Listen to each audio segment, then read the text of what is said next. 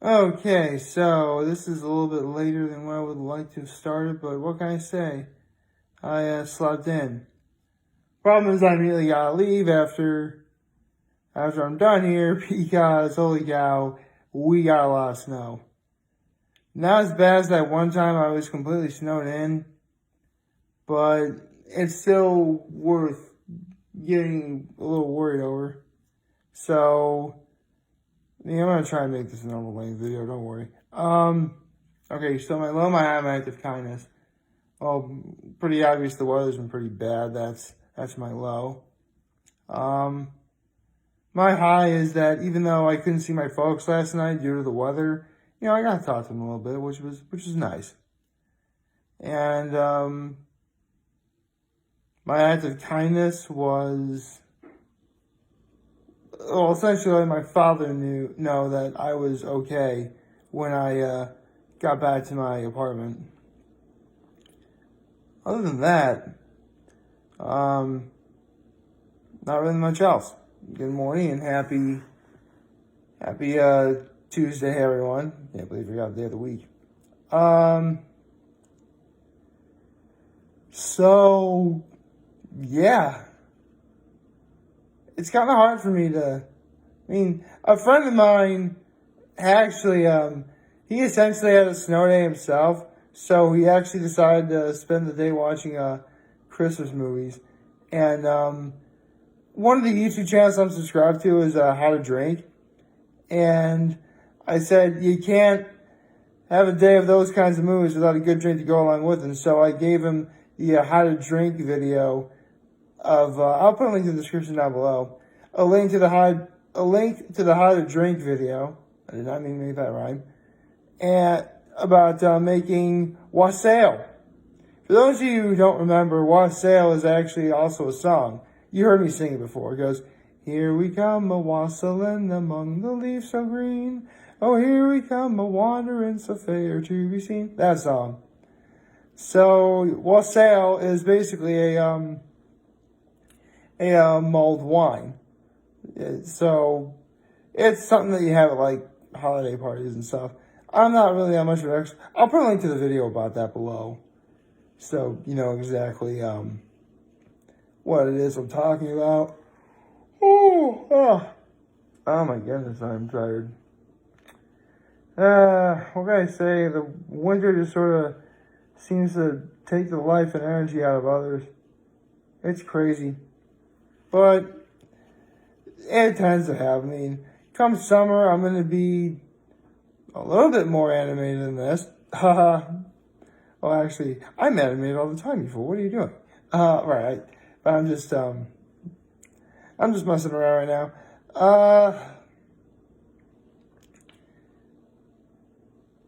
You know,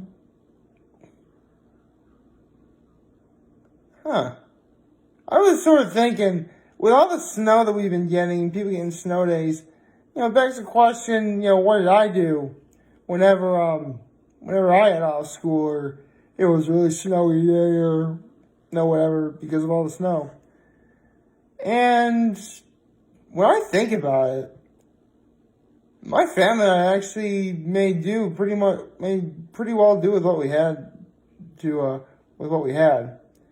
For starters, I mean, here's the thing. When I was little, I did not like skiing. I didn't. I thought it was a waste of time, a waste of a perfectly good Sunday. I just did. My heart was never in it. I always thought I was stupid. I never thought I really did anything fun. And I absolutely hated it. I mean, obviously, you guys all know at this point that when I got older, I gave it a second chance, and funny enough, I really enjoy it now. Although, I haven't been skiing in quite a long time, since February of 2017. Yeah, it's been a while. I bring up skiing because my brother and my sister-in-law just went skiing on Sunday. Wait, I actually told you guys this already. And, they had fun. We would always go to this one place called Swain in Canastawega, New York. I mean, how do I describe Swain? by all accounts, it's more of your above average sort of ski resort. And I am being a little bit optimistic about that because, by all accounts, Swain is kind of in the middle of nowhere. Like, you really gotta know where that area is in order to really find it. But when you do find it, it really is a quaint little place. I mean, there are other, if you're in upstate New York, you know, you're in the know. Greek Peak is where it's at, but to be perfectly honest, I've never really been to Greek Peak. I know a lot of upstate New Yorkers are probably looking at me like, wait, you've never been to Greek Peak? No? My family hasn't even been to Holiday Valley either. You know, we've always been a Swain family. You know, and again, Swain isn't like the most extravagant ski resort you're ever going to find. I mean, I can think of a place out in Colorado that easily beats it, and lots of other places as well. But, you know, it's where I learned how to ski. It's where I sort of honed my skill, regardless of whether or not I liked it. It helped me regain a new appreciation for skiing when I gave it a second chance. So, all in all, I really enjoy it. It was actually kind of weird too, funny too, because the first time I ever gave it a second chance, I think it was around 2014, I believe.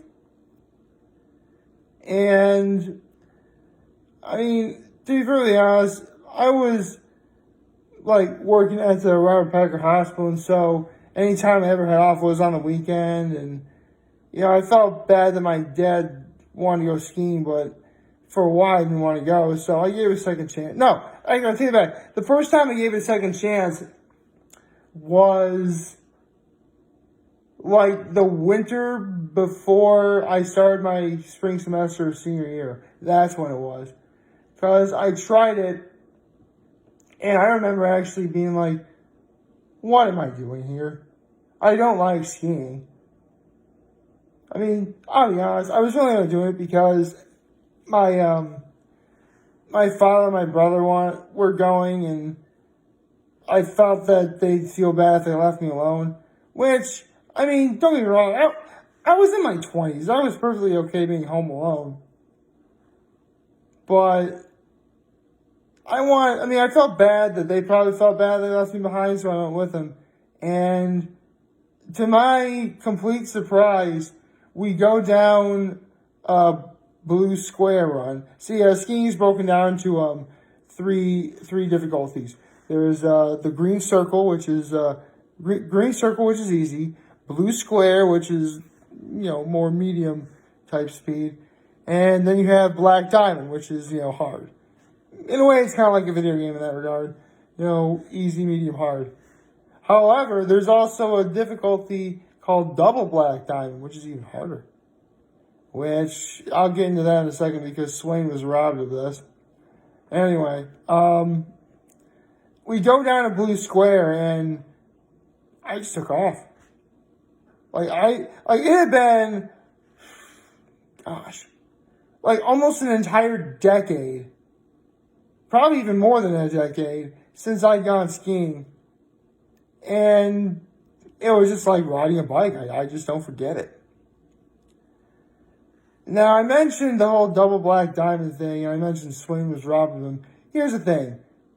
If you've ever been to Swain, or any ski resort in general, you know that a lot of slopes have, you know, names for them. Really cool sounding names. Like, Swain is no exception.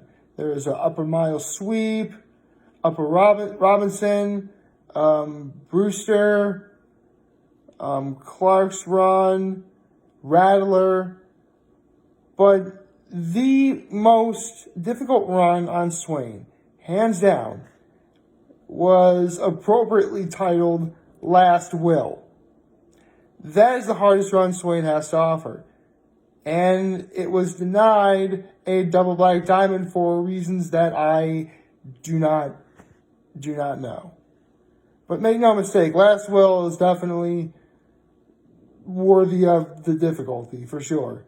It's the most difficult run on Swain. And, like, when I was little, I went on Last World twice. I told myself never again. When I was an adult, I crushed it. Again, it's like riding a bike. You don't forget. So, yeah. I really should go skiing again. I would like to go skiing again. I might get like a bunch of friends to go skiing again. That'd be great. Although, if ever I go skiing again, there's one person I want to bring with me, and that is my father. Because, he loves skiing. He's going to be turning 62 at the end of this week. And I can tell you for a fact, he's the best skier in our family. Like, he makes it look so easy. And he's like 62. He's going to be turning 62 this Friday. So when I tell you that he's the best and he makes it look easy, I'm not kidding. Other than that, I don't really know what else to say other than, skiing was just one of those things that I never liked to do. But I like it now. And I would like to go again. I mean, let's be honest. If it wasn't for the pandemic, of course I'd be going like with a whole bunch of people that I know. Provided that we got something together. But that's life, I guess. Although, I'm sorry. I was going to talk about, actually I am going to talk about sledding. I was going to talk about sledding a little more, but this really became the ski show. But, yeah, another thing we would do on snow days, sled riding. Sled riding, that was my thing. I loved going sledding, like sliding down a hill, going like top speed, whatever. Oh, it was great. And my family lived across the street from the nicest neighbors ever. Because they had like the perfect sled riding hill. And the best part is, you didn't even need to ask those neighbors for permission to go sledding on that hill. They were just really chill about it. It was awesome. Man, there was a lot of great rides there, man. Like, I could gush on about that hill all day. Which I kind of have to now because later, and here's the thing. I live in upstate New York, specifically the Horseheads, Corning, Elmira, Big Flats area, right? If you're in that area, then you know about the legendary hill that is Ponderosa Hill. That hill was the best sled riding hill I'd ever been on. Ever.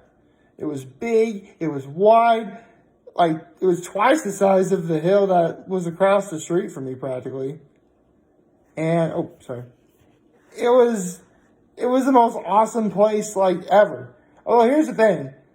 With my neighbor's hill, the one that was across the street from where I lived, like, I could go on there, like, 3 times and, like, still be fresh, right? Ponderosa Hill was so big and so steep that, like, after, like, almost a dozen times, I'm like, I'm done. I don't want to do this anymore. That's how big Ponderosa Hill was. But it was worth it. And a lot of fun, too. I keep using Ponderosa Hill in the past tense. Here's the thing. It still exists, but it fell under the worst sort of fate a hill like that could ever go under. It is now private property. No one can go on it now. Seriously, I bet that hill, not only is that hill probably still there, it's probably taunting anyone and everyone who looks and like, man, that hill is like the most perfect sled riding hill ever. Why can we not go on it? Oh, well.